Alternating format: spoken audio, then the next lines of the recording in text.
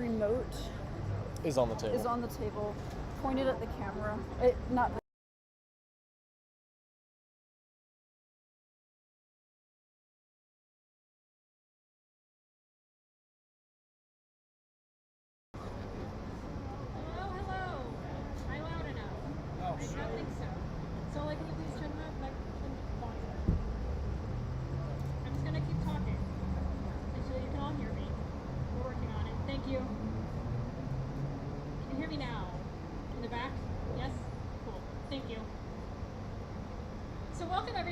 to our 100th show.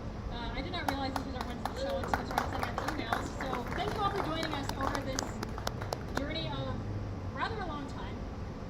Just out of curiosity, does anyone want to take a guess about when spacecraft started? Feel free to yell at me. Press the button. 1892. The button, like the little green game button. 2019, a little earlier than that. 2015? Slightly, close, slightly earlier. So we started in June of 2014. Oh my God. Am I safe now? No? Yes, no, maybe so.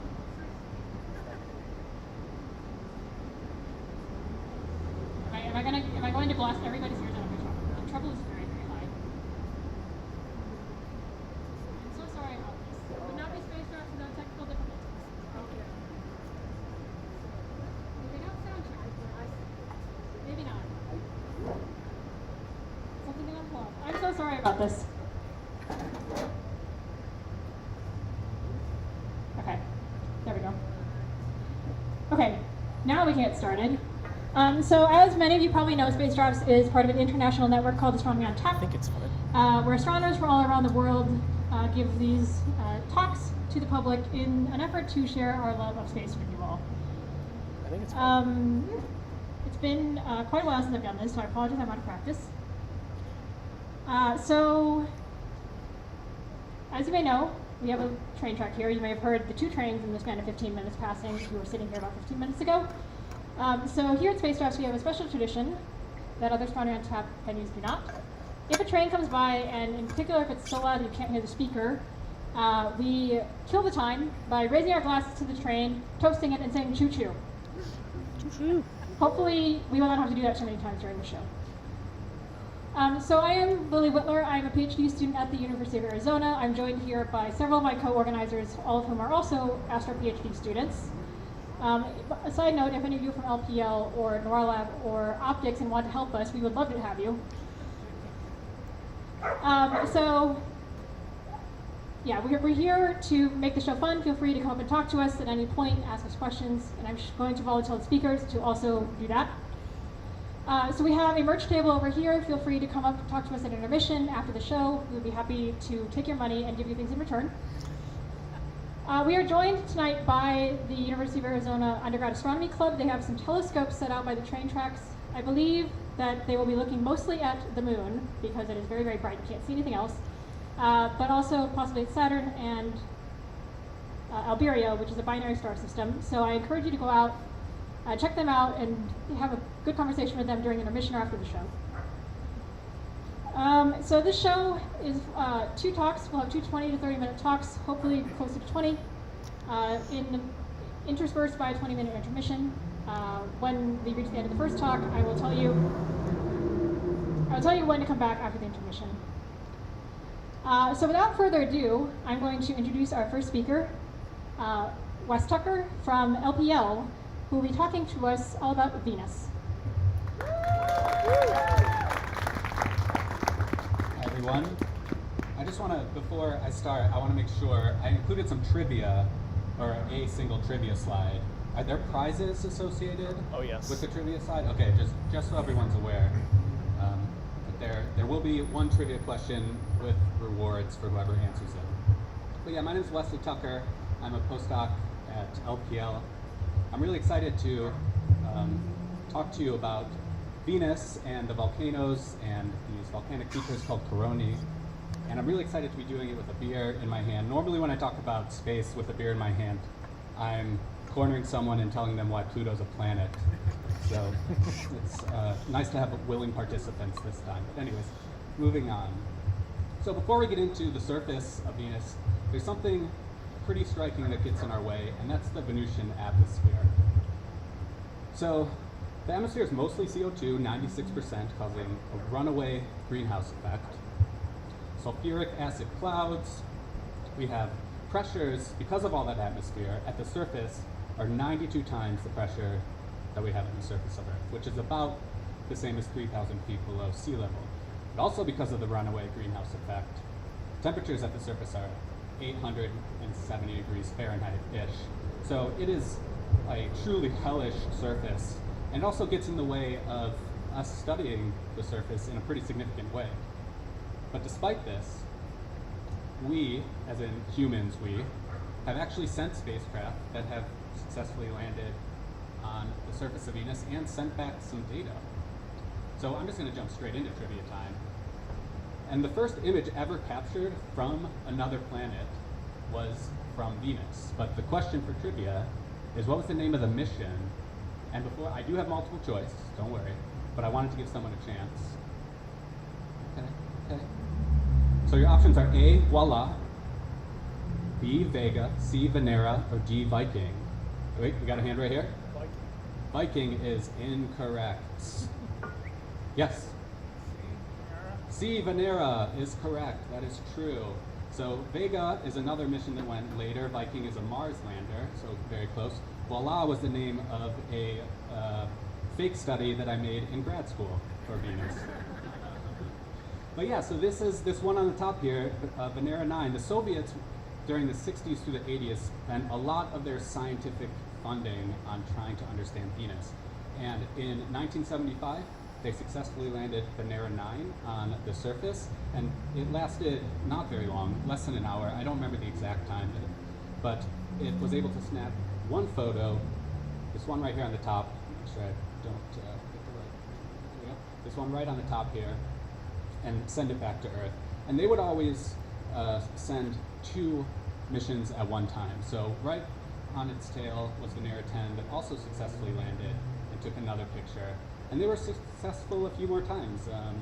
There's a couple more in the early 80s that were somehow worse images than in the mid-70s, but they were pretty successful. And these were important missions. They told us a lot about the surface of Venus, specifically that the rocks there were very similar to the rocks that we see other places in the solar system, like Earth and the Moon and Mars. These are basaltic rocks. So it's a volcanic rock that on Earth is associated with volcanoes like we see on Hawaii or Iceland or the Mid-Atlantic Ridge.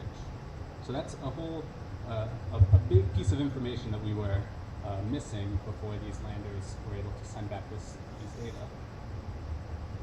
And that's great, really important, but those are super localized images. How do we actually study the global geology when we have this huge atmosphere?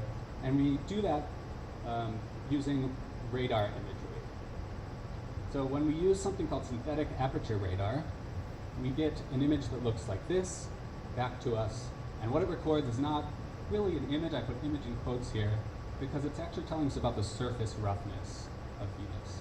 So a really rough surface, when the radar waves get sent down through the atmosphere, will scatter everywhere, come back weaker than smooth surfaces, and those are shown here, these rough surfaces, in the bright color here. This image is also probably one you may have seen of Venus. It's a little misleading.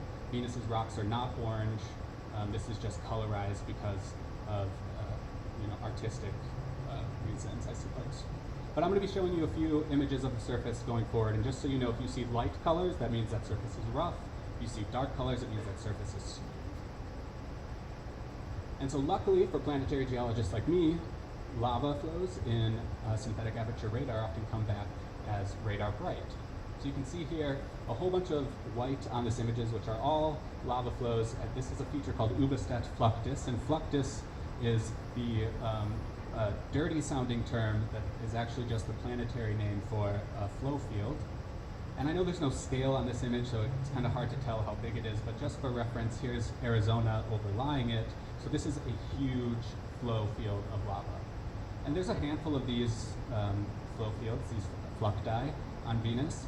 And this one's a pretty average sized one. So the biggest one is actually Myleta fluctus, which is around 1,000 kilometers top to bottom on this image here. So we know there's lava flows, we can see them in these radar images. That means there has to be places where this lava is erupting from, and oh boy, are there. There's roughly 85,000 volcanoes on Venus. This work was done by a PhD student at the University of Washington, St. Louis, Rebecca Hahn, who decided to spend a good chunk of her PhD for some reason looking essentially pixel by pixel at the Magellan Orbiter SAR data, looking for every volcanic edifice she could find. And 85,000 is a lot. So Earth has roughly 12,000 volcanoes. That's not including the ones we don't really know about on the sea floor. Even if we estimated those, it still only puts us at like 30,000-ish. So 85,000 is a lot of volcanoes. Unlike Earth, though, Venus does not have plate tectonics. So on Earth, the distribution of volcanoes is pretty noticeable because it follows where plates are colliding or separating from each other. But this distribution on here is kind of all over the place. There's no evidence of plate tectonics on Venus. But these volcanoes that we see are pretty familiar to the volcanoes that we see on Earth here. This is Idun Mons. It looks like a normal shield volcano. And in the early 2000s, late 2000s, the ESA sent out an orbiter, the Venus Express, which was meant to study the atmosphere of Venus. And some very smart planetary geologists realized there's a small infrared window that they can peek through the atmosphere to get really broad-scale images of the IR data on the surface. And what they found on the flanks of some of these volcanoes were anomalously warm zones. So what anomalously warm means here is not that these were recently emplaced lava flows, but rather just weathering differences. So these flows on the flanks of these volcanoes are about 250,000 years old, which is very, very young, geologically speaking. And probably for some of the astronomers out there, crazy young for, in terms of other astronomy ages. But this was big news when this came out. The only places we have volcanism geologically at this age is Earth and the moon of Io around Jupiter, which is very volcanically active because of the tidal forces. But to have one of the terrestrial inner planets have volcanism this young was big, big news. This is another kind of more traditional volcano. It's like similar to a shield volcano, like the like the island of Hawaii. This is exaggerated vertically, so it wouldn't look so large if you were walking up to it. And during the pandemic, scientists at University of Alaska, Robert Herrick, was apparently bored from the way he tells the story because he couldn't go into work. So he decided to look at Magellan images orbit by orbit, which is not something people generally do. We just take the best images that we get. And I don't know if you can see, there's a little square up there, so well below the image resolution of this picture, but he found in between two orbits what appeared to be actual volcanic activity. So the top image here is the first one, and there's a little circle there. And then the next time the orbiter came around to that part of the planet, snapped an image, that vent had changed, and there were new flows on the flanks of this volcano. So this is 35 years ago. Within the span of a year-ish or two, we have real, recent, actual volcanic activity happening on Venus. And this is absolutely huge news for the planetary community. So besides these normal, I say normal, these more traditional volcanoes, there are some very strange volcanic features on Venus. And that's what most of the work that I've done on Venus has been related to, and they're called coronae. And they're volcanic tectonic features. They're unique to Venus. We don't see them anywhere else in the solar system. And they're kind of hard to define, but we can't group them into some critical observations. So this is a perspective view of one of them called Ururu Corona. And it's kind of looking towards the flanks right here, and you can see some lava flows coming off the edge of it right there. But the first critical observation is these concentric ridge or fractures, and this is their namesake. It's why they're called corona. There's a ring of fractured ridges and high, sometimes high topography going around the edge here. This is a very circular one. They don't have to be this circular. The shapes of them are kind of vary, but all of them have these fractures around 75% of the way around them. They also have a very wide range of diameters. So this one up here is only 50 kilometers wide, very small. You can see it's not very circular. And then we have this one on the bottom that is over 1,000 kilometers. The largest one, supposed largest one, is over 2,000 kilometers. I consider it an outlier and not actually, might not be an actual corona, but that's another thing I can talk your ear off about later. They also have a really wide range of topography profiles. And this is really important because this is often interpreted as being evolutionary stages in them. So we start off with this dome and we end up with no discernible signature at the end of its lifespan. And the last critical observation is associated volcanism, the one that I care about the most. And this comes in a huge range of types of volcanism, like these lava flows we have in the top picture here that I showed you earlier. This is the same as that perspective view I showed you. Then we have fields of really tiny volcanic cones within those fractures. And we have very odd features like these pancake domes, which are wide, broad, flat, steep-sided volcanic features. So lots of different types of volcanism, but volcanism for sure is associated with them. So after seeing this, and early in my PhD, my advisor was like, you should do something with Venus. And I had never worked on Venus before. In undergrad, I did mostly Mars-related things. But the first thing I thought about was, well, do we even know how these things form? And the answer is, well, kind of, but not really. There's a lot of debate to this, but we can break it down into 3 simple steps. First, we have some, I'm going to call a thermal. This is this area of red. It's a hot part of the mantle rising, so this rising thermal comes up near the surface and creates a dome. Heat will often affect the topography, and in fact, that's the only reason I do any of my jobs, is because heat really affects topography. So heat, the heat from this thermal will cause a dome. Then it reaches the base of the lithosphere and flattens out. And so the surface will flatten out in response to this thermal flattening. Eventually, that heat dissipates and the surface will depress because there's no more heat propping it up. But all that volcanism that I told you about is, we don't know when it happens, we don't know where it happens, why it happens, where it happens rather. That's not really constrained with this. We just know that there's associated volcanism. So my first thought was, do any of these volcanic features that we know are a part of it tell us anything about that topographic evolution that we see that's been proposed for the evolution of this? And lava flows are a liquid, right? They flow downhill. That's what the direction they want to flow.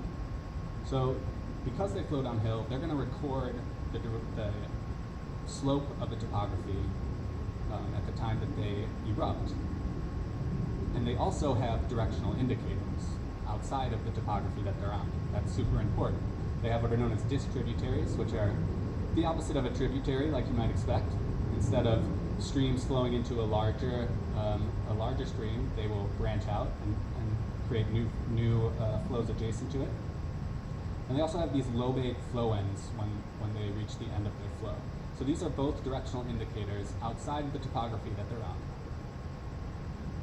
So that means that if there was any of this topographic change that was occurring during this evolutionary phases that have been proposed, some of that change could be preserved by the direction of the lava flows if we compared it to the direction of the downhill topography, the modern downhill topography that we have. We do have to set some ground rules. I won't really bore you with this. This is related to the work I did. You can just trust me that I had rules when I was doing this work. Okay, so this is a corona called a Teti corona. What you really need to know about this is that there's probably more lava flows. All these colored shapes are a mapped lava flow, and there's likely many more at a Teti corona, but these were the ones that I could say for sure were lava flows. Secondly, you need to know that the darker the color, the more the direction of the lava flow is different than the downhill direction that the lava flow is on. And so if we zoom in here to the center of it, you'll see a whole lot of dark colors. So that means that this interior of the lava flow had a slope reversal after these lava flows were emplaced. They're flowing in this from the bottom to the top of the screen, but the direction of the slope is from the top to the bottom of the screen. So that is not some magical lava flow. In fact, that means there is some huge change in topography completely reversing the direction of the slope. On the side of it, we see a little bit of this, but they're kind of like interwoven with flows that are following the downhill topography. It could mean that that's multiple events, volcanic events. Not as exciting, but still kind of cool. What's really important, though, about this, and here's another way to look at this image. So this is a topography, arrows showing the lava flow direction over topography, where red is high elevation and blue is low.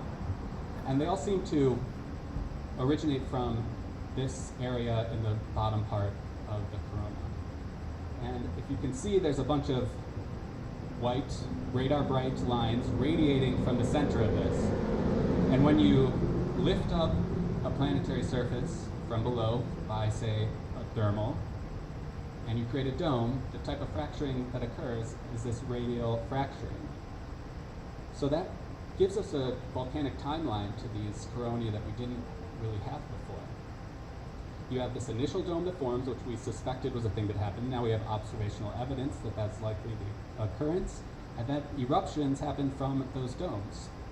After those initial eruptions, we have the formation of that topographic grid, those fracture annuli, annulus is just another way to say the concentric fractures, which change the direction of the interior of these coronae, and causing these early lava flows to diverge from their modern downslope directions.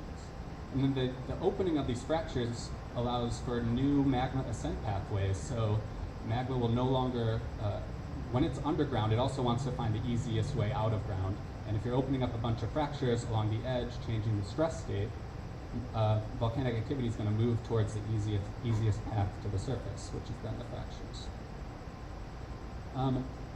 The last thing I'll say is that I found this happening at a whole bunch of coronae, and they appear to be a representative subset of the full population of coronae, because I couldn't map every coronae because not all of them have mappable lava flows, unfortunately, due to the radar data. But statistically, they fit in very well with the full population. So that means this seems to be a thing that happens in coronae evolution across the entire population of them. And I'm probably running low on time, I suspect. You're doing okay. I'm doing okay? Okay. Because I'm a scientist, I had to include one chart in this talk. So, but I don't want to explain it too much. But basically, these large volcanoes and the coronae, they have the same distributions across large length scales, and that's pretty interesting because large volcanoes, so roughly 50 to 60 kilometers and greater, that's around the same size as the smallest coronae. So you can just trust me that circle means what I just said is true, so I don't have to go into the whole correlation of this whole thing. But what the implications of this is important, because it means that it could mean a couple things. One, that the same mantle processes that are creating all these large volcanoes on Venus is the same thing that's creating coronae.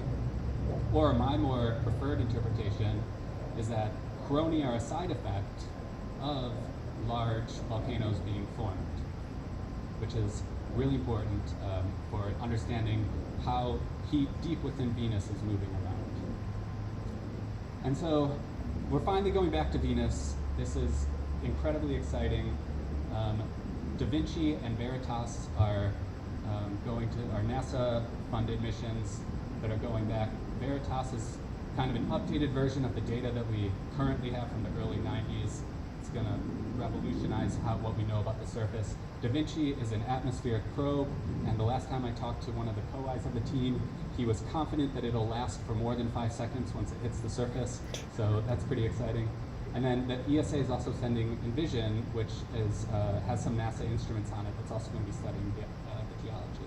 So I'm really looking forward to these missions. I'm looking forward to the data that they're going to show, and I'm looking forward to them showing that all of these papers I published about this are completely wrong because we have better data now. So, yeah, that's it. If you have any questions, happy to answer.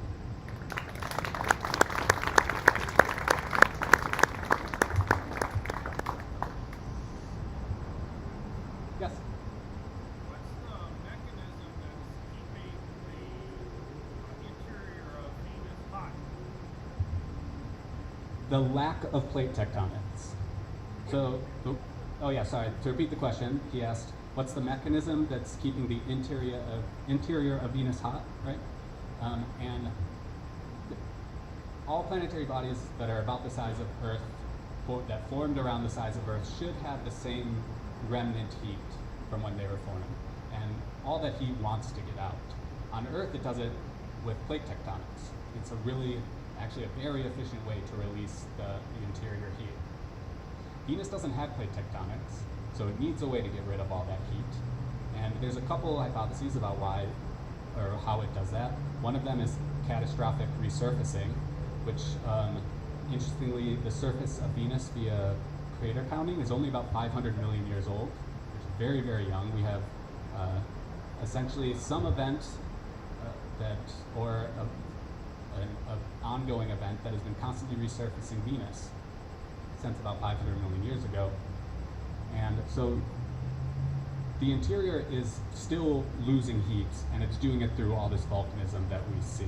But it's about the same size as Earth, so it should still have heat like Earth still does. Mars, on the other hand, is relatively small, and it does have some heat on the interior, but the reason we probably don't see volcanic activity on the surface anymore is because that heat is much more dissipated than Earth and Venus.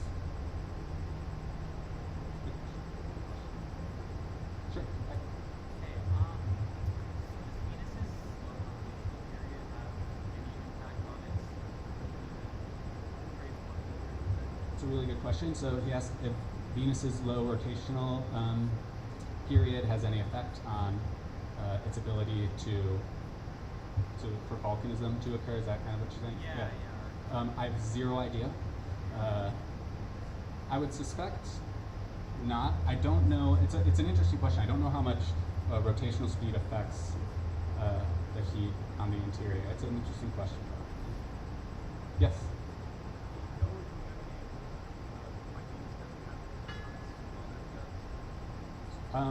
We know why it doesn't, well, we can suspect why it doesn't now, and that's because there's no water on there. Plate tectonics generally need some sort of lubrication to occur, and water on Earth is the main factor there. When the oceanic crust subducts below continental crust, it's very hydrated material, and that lowers the melting temperature, making it easier to melt that rock as it goes down, and it also just makes it easier to actually subduct. So that's the main thought. But as a little side note, Venus probably did have oceans at one point in the past. So maybe there was plate tectonics, but that evidence has since been erased because of this 500 million year old surface age.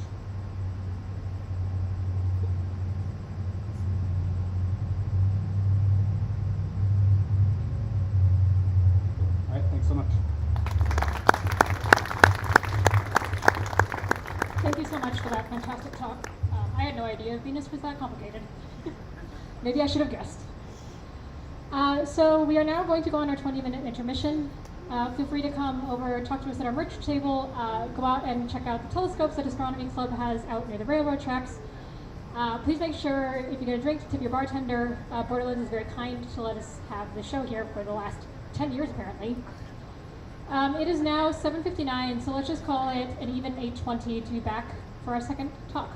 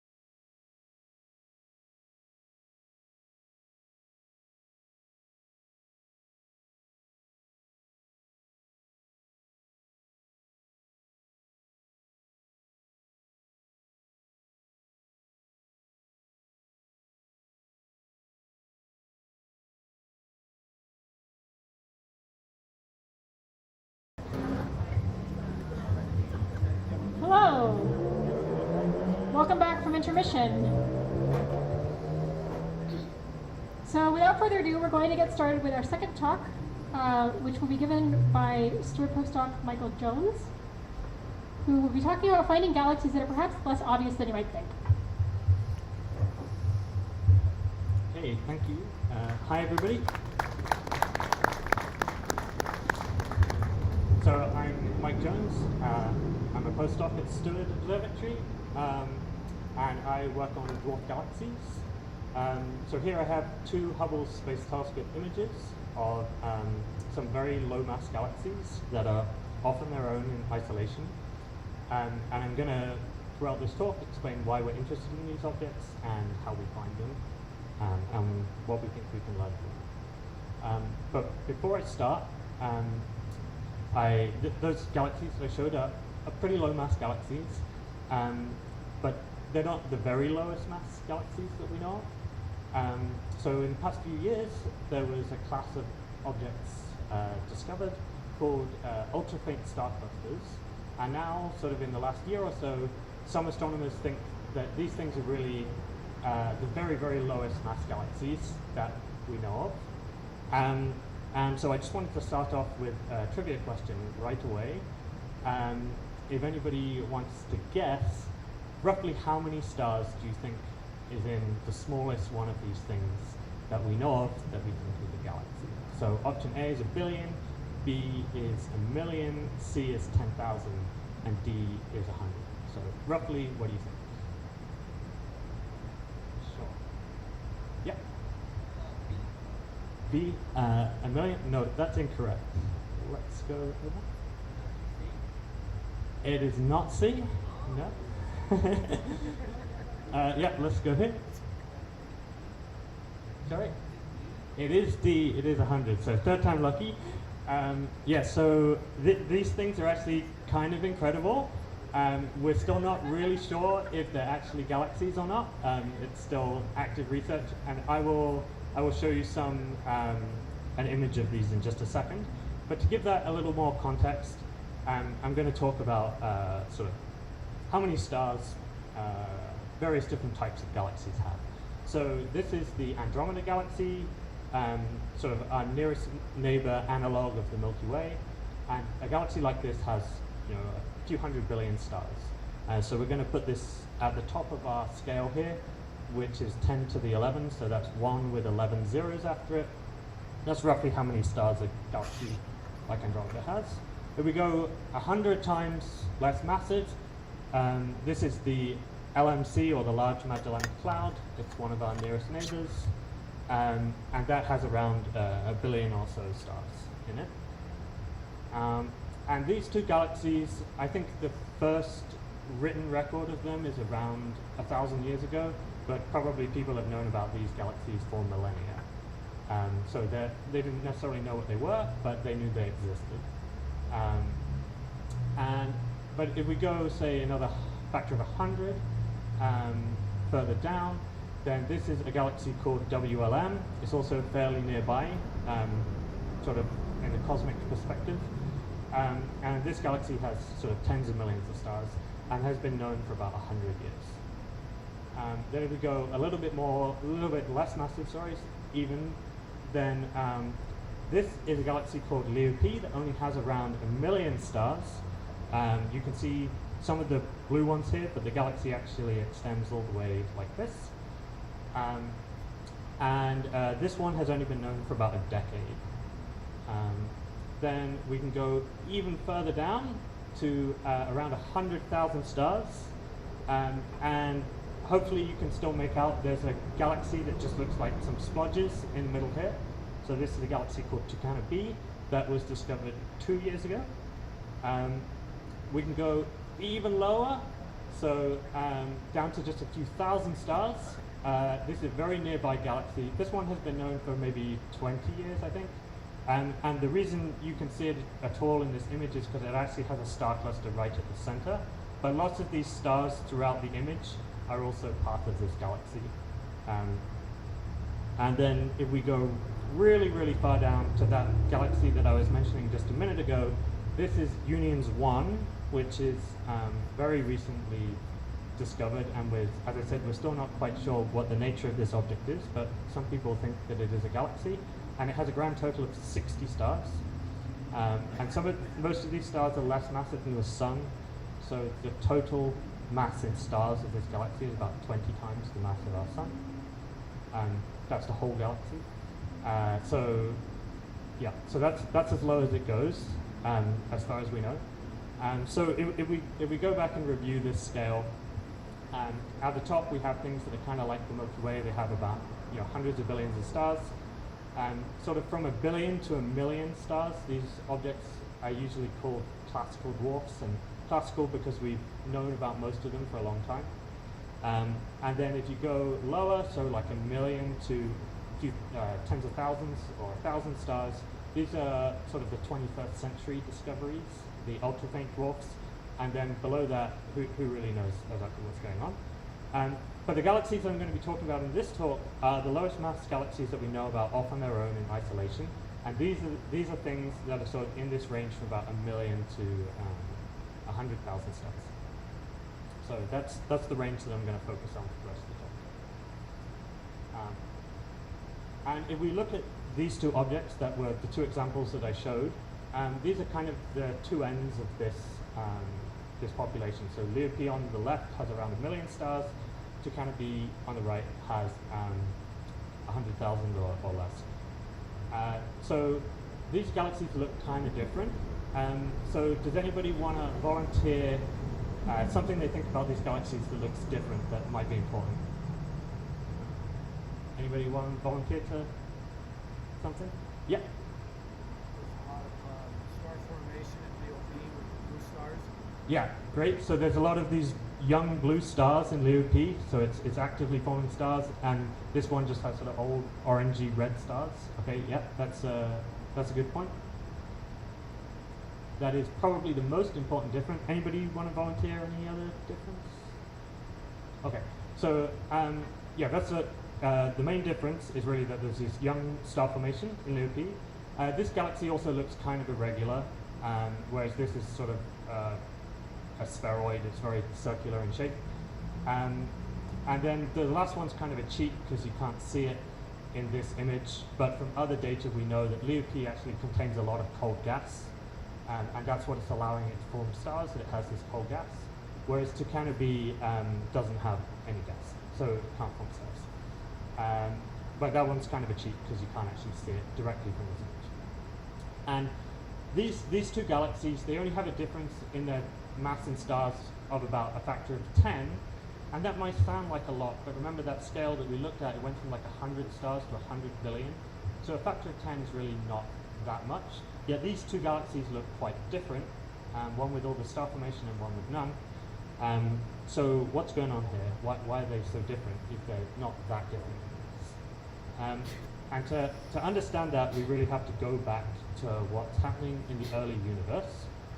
So you may have seen a figure like this before, but if you haven't, this is just kind of a pictorial representation of the history of the whole universe, and we're going to be focusing back on the early universe, sort of this portion of the figure down here. So what happens, a little bit over 13 billion years ago, there's the Big Bang and the universe forms, and sort of soon after the Big Bang, everything in the universe is ionized. There's no atoms, there's just electrons, protons, and light all sort of jumbled together. But as the universe expands, it cools down, and after about 400,000 years, those electrons have lost enough energy that they get captured into orbit around the protons, and they form hydrogen atoms. And at that point, we enter what's called the dark ages, as you can see on here. So at that point, the universe is filled with hydrogen gas, but there's no stars. So there's no starlight in the universe. It's dark. There's just this gas everywhere. And over time, that gas, because of gravity, it clumps together and forms into dense clouds. And then suddenly, those clouds start forming stars. And those are the first stars and the first galaxies in the universe. And those stars produce a lot of ultraviolet radiation. And that radiation it has enough energy that it can then ionize all that hydrogen gas again. So during that period, it just to remind you, so this is what's happening here: is you have a hydrogen atom, and then you get some ultraviolet radiation comes in, and it knocks this electron off that proton, and so you end up with a proton and an electron separately. You ionize the atom. And during that process, this is kind of a pictogram of what that looks like. You get these first stars and galaxies forming, and they emit all this ionizing radiation, all this UV radiation, and it starts creating these bubbles where everything inside is ionized. You don't have any cold gas inside these bubbles anymore. And then those bubbles join up, and pretty soon almost the whole universe is ionized, and all of this cold gas throughout the universe is gone. And the reason why that's important for us, looking at these galaxies, is because this is actually very bad news for those really little galaxies. So if we just look at this figure on the bottom, what's happening over here is you have a small galaxy. It's got some cold gas in it. It's minding its own business. It's forming a few stars here and there, and then all of a sudden, you have all of this flood of UV radiation that starts coming in, and it ionizes all of its gas, and then suddenly all of its gas that it needs to form stars is gone, and then it never forms stars ever again. So this is a bit of a sad tale, but that's the end of the evolution essentially of this galaxy. It can never form stars again because it's lost all of its gas right in the early universe. Okay, and this is what's happened to Tucana B. So all of these stars here are these old orange and red stars, and they all formed very early on in the universe. And since then, Tucana B has never formed any new stars. And the reason why Leo P is different and can still form stars is, if we go back a slide, if your galaxy is a little bit more massive, then this gas inside this gas reservoir inside the galaxy is a little bit more massive, it's a little bit denser, and it means that it can protect itself. That this ionizing light that's coming from those first stars, it never penetrates to the middle of this gas cloud in the galaxy, and that galaxy manages to hold on to some cold gas, and that allows it to continue forming stars in dribs and drabs throughout the rest of the age of the universe to the present day. And so that's why Leo P is still able to form stars, because it's just that little bit more massive. And so at some point between these two galaxies, there's a tipping point in the mass of the galaxy where they can survive this process, essentially. But we kind of know where that is, but we don't really know where that is. Sorry. And so, this is something we want to investigate. We want to understand this process and the impact it has on these galaxies. But if I was giving this talk about a year and a half ago, this would be the end of the talk, because if we're talking about galaxies that are off on their own in isolation, and I'll explain in a minute why that's important, these would be the only two galaxies known, and so this is kind of it. If you want to study something and you have a sample of two, that's not ideal. You want more objects so you can really understand what's going on. And so this is kind of a project that we started recently, is to try and find more objects like this, so that we can understand this process. And so I've mentioned isolated, and that it's important that these things are isolated several times. I haven't really explained what that means. I'm going to sort of do it in a roundabout way now by explaining what I don't mean. So what I would consider the opposite to something that's isolated is a satellite. And when I say satellite, you probably think of something like this. So this is an image. It's a computer rendering. It's not a real picture of satellites. That you might think of when you think of satellites around the Earth. So this is all this space junk. But of course, in astronomy, a satellite is really just something that is in a stable orbit around a more massive object. So the moon is a satellite of the Earth. You can kind of think of the planets as like a satellite of the sun.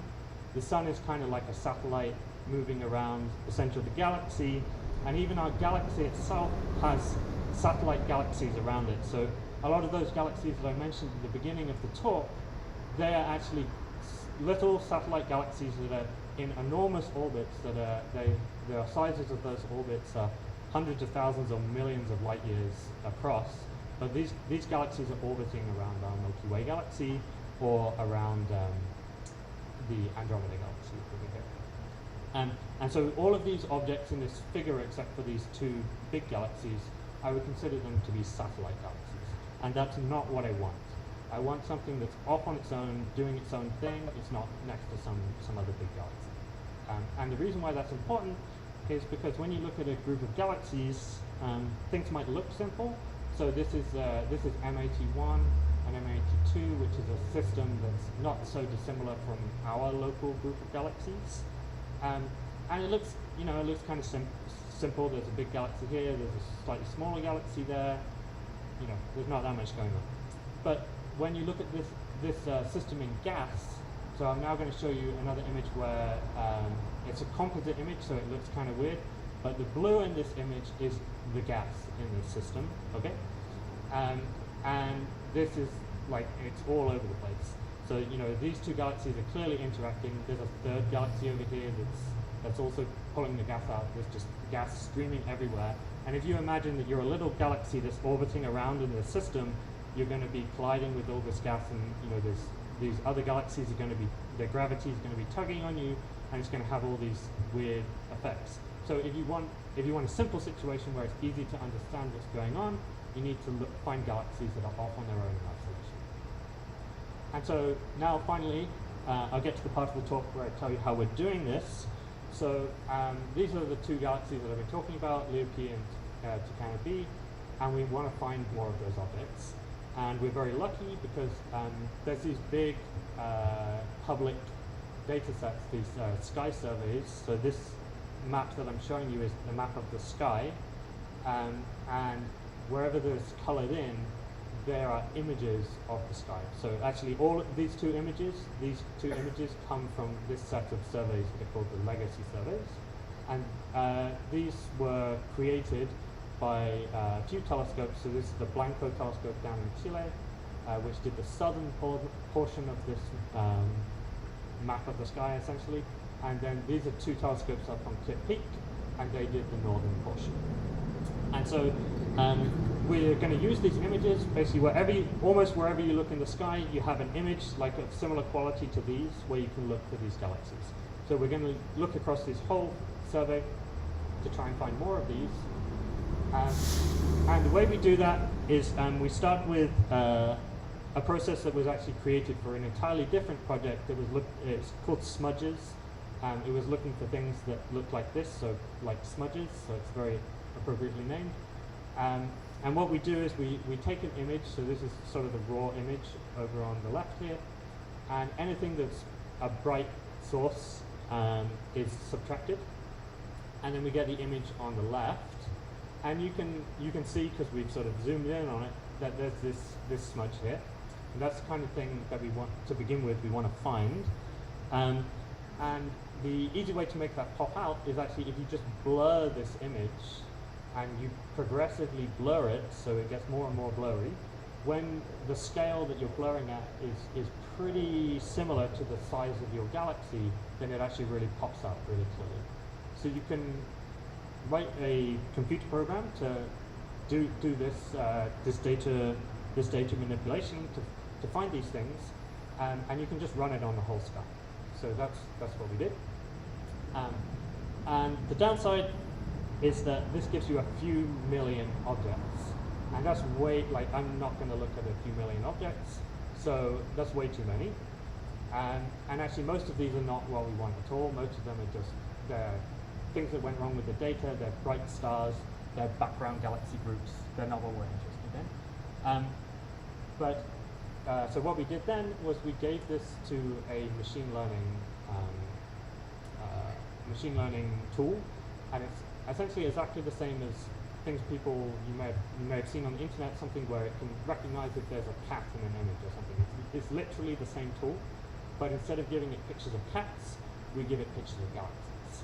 And so we found every galaxy we could think of that's one of these really low mass galaxies that's very nearby, and we feed it to this machine learning tool, and it learns what these things look like. And that allows us to cut this few million objects down to just a few thousand. And so that's the second step. And then the third step is us. So this is the people involved in this project. And we just looked at all of those few thousand objects and tried to figure out which one looks like very promising candidates. And then we follow those up. So these are 3 new galaxies that we discovered in the past year or so. You can see that 2 of these look quite similar to that Leo P galaxy. They're very blue, they have lots of star formation. And this galaxy maybe looks a bit more like Planetary. And we named this search Seamless. I'm not going to bore you with what the very tortured acronym that stands for, but this is our logo. And I want to describe a little bit why the logo is how it is. It might remind you a little bit of like going for an eye exam or something.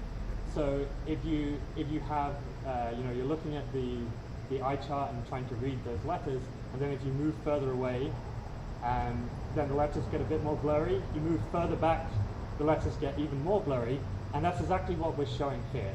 So if you have a galaxy that's really nearby, you will be able to see all the individual stars in the galaxy, and that's what's represented on the left side of this logo. But as that galaxy, if you look at a galaxy that's further and further away, they will begin to blur into just like a continuous blob or smudge. That's what's represented on here. And now, the sort of traditional methods that people have been using for decades to find galaxies in imaging surveys, they're very good at finding things like this, and they're very good at finding things like this, but they're not so good in the middle. So this region in the middle, where things are sort of they're kind of split up into stars, but also kind of not. That's the region where this machine learning technique is really sort of breaking new ground. And so that's unfortunately the images don't come out super well on this projector, but that's kind of what these galaxies look like. They're sort of split up into stars, but not quite. And so to really understand what's going on with these galaxies, we need more data. That's always the case, but so the first thing we need really is deep imaging with large telescopes. So these are the Magellan telescopes down in Chile, and these will allow us to really split those galaxies up into individual stars, and that allows us to measure the distance. For galaxies that have gas, we use various radio telescopes, but this is the Very Large Array in New Mexico, and this allows us to see their gas and the motions of the gas within the galaxy. And then finally, sort of the best thing to get is space-based imaging. So with the Hubble Space Telescope, or now with James Webb, and this allows us to really detect all of the stars, even the oldest stars, and that allows you to, it's kind of like forming a census of the population. You know how they do a census every 10 years or so. That's kind of what this allows you to do with the stars. You see even the very oldest stars, and that allows us to build up a picture of what was happening to this galaxy back during reionization, when it was potentially losing all its gas. So this is exactly what we did. This is a image from the Magellan telescopes of this galaxy Hydrus A, and you can see we're starting to split it up into stars, but in the middle it still kind of just looks like a blob. Whereas with the Hubble images from space, this is really the best you can do, Hubble and James Webb, and that allows you to see every individual star in the galaxy. And that's the point where you start to really understand the history of the galaxy. Okay, so those are the objects that we're discovering. And I just wanted to quickly recap. So I guess we were saying that in the early universe, when the first stars form, they create all this UV radiation, which ionizes most of the gas in the universe. And if you're one of those really small galaxies, at that point you lose all your gas, and you can never form any stars again. But to understand this, we need a sample of galaxies that are out off on their own in isolation, where they're not influenced by other galaxies nearby. And with our machine learning method, we're starting to find these things, and I showed you 3 new examples. We have a bunch of other candidates that we're actively looking into now, and hopefully many of those will turn out to be real objects as well. And I just wanted to end with a quick look to the future. So as I said, we're able to find these things because we have these wonderful imaging surveys that have covered most of the sky, but there's 2 new major public projects that are starting in the next few years. So the first is, this is a new telescope also down in Chile called the Vera Rubin Observatory, and that's going to perform a similar mapping of the whole sky, but it's an 8-meter telescope, so it's going to have much better sensitivity than the previous data, and it also has an enormous field of view. So this is sort of how big a picture would be from the camera on this telescope relative to the size of the moon. And so this is going to cover the whole sky, just continuously mapping every night for 10 years. And then the other is the Roman Space Telescope. So this is I think it's meant to launch in 2026. This is kind of like Hubble, but down here you see this is how big, when Hubble takes an image of the sky, this is how big that image is, okay? Whereas this whole thing is how big it's going to be for Roman. So if you want to just take images of the whole sky and map a really big region, then Roman is about 90 times better than Hubble. So that's what's coming in the next few years. And I'll stop there and take some questions.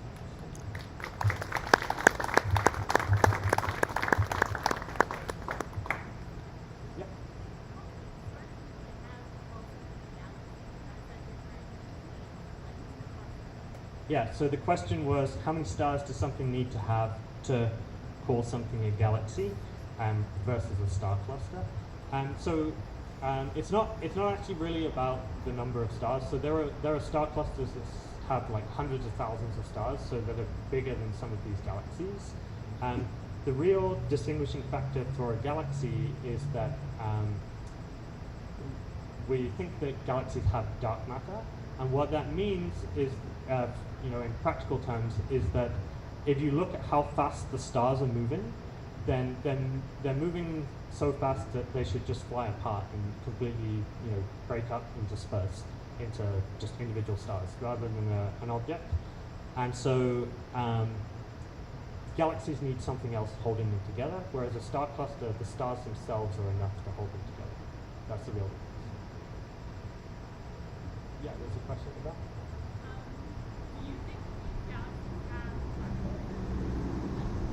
So I think, if I heard right, do I think these galaxies have black holes in them? I guess it depends slightly what you mean. If I think that they will have some black holes that are small black holes, like a few times the mass of the sun, like several times the mass of the sun. But for most of these galaxies that are sort of like the ones I have pictures of here, they probably don't have these supermassive black holes that are in like the one in the center of our own galaxy. We don't really have a super good picture of how those things form, but generally these really low mass dwarfs don't have those supermassive black holes in the middle.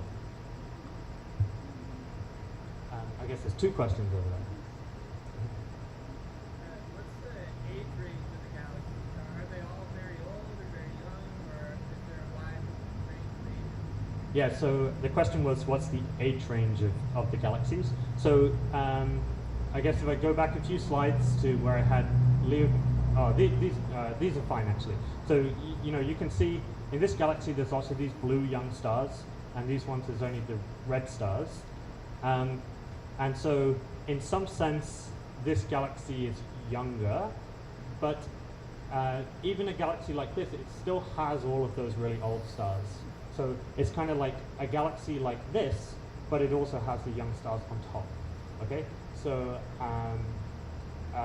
the galaxies all have these really old stars, so they're all kind of pretty much the age of the universe, like a little bit less, but pretty much the age of the universe. But the difference is that these guys have been continuing to form stars all the way to the present day. So the youngest stars in these 2 objects are sort of tens or hundreds of millions of years old, whereas the youngest stars in these objects are like 13 billion years old. And yeah, another question behind.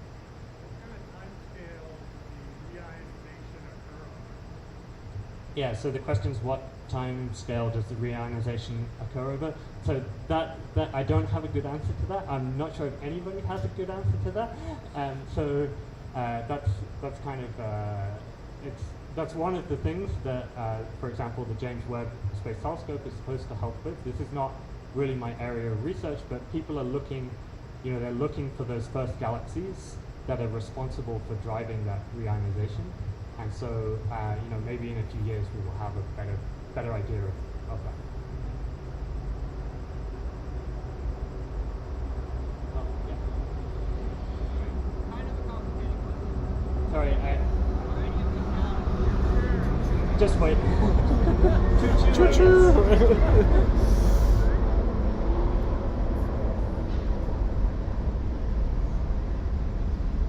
Are any of these galaxies possibly about to launch into clusters that have just kind of sprung consistently out of act after some sort of galactic interaction? I'll repeat in a second. But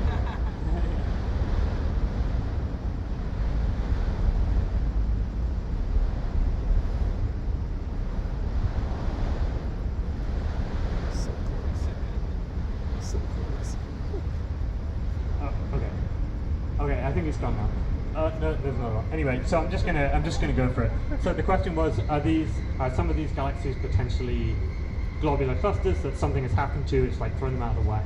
So the answer is for those that thing that I showed you that had 60 stars. My answer to that is maybe that was a star cluster, maybe not a globular cluster, but some other star cluster. We don't really know. But again, that galaxy, the motion of those stars does seem like that object has additional mass that we're not seeing, and that's kind of for the question that was over here. That's kind of how we would usually think of a galaxy. Is you need this additional mass to explain the motion of the stars in it. So probably not, but it's not for that really tiny thing. Maybe. Yeah.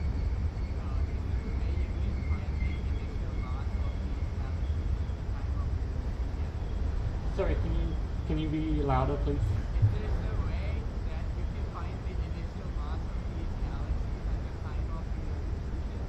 Yeah, so the question was, can you determine the mass that these galaxies had at the time of reionization?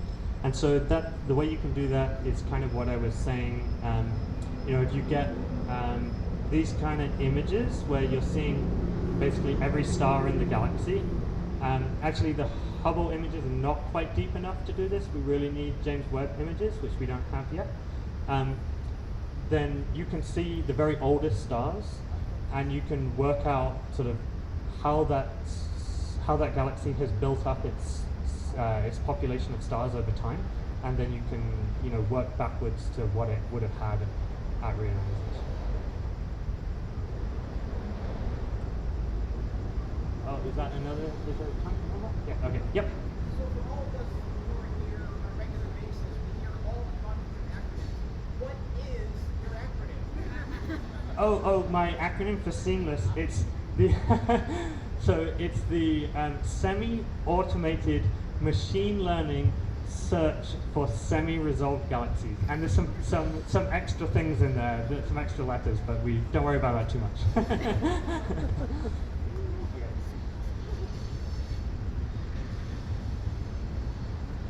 Okay, thank you, everybody.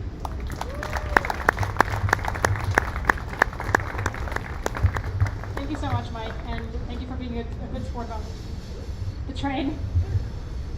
And I'm going to take MC privileges here and answer the reionization question just very quickly. We think it ended about 1.1 billion years after the Big Bang. We keep finding increasingly early galaxies. So far, the record is 250 million years after the Big Bang, but it didn't last for longer than a billion years. And on that note, thank you again, Mike, and thank you, Wes, for doing such wonderful talks. And thank you all for coming. While I'm up here, if you answer the trivia question correctly and you would like to come get a small prize from our merch table, feel free to come to us after the show. And Astronomy Club is still out with a telescope, so I encourage you to go look at what they're pointing at. Our next show, as always, is on the third Tuesday of every month, so that will be November 19th. We hope you can join us for that. And just one last reminder, if you want to get something from the bar, just please make sure to tip your bartender and thank Borderlands for being so kind as to host us here every month. And on that note, thank you again, and see you next month.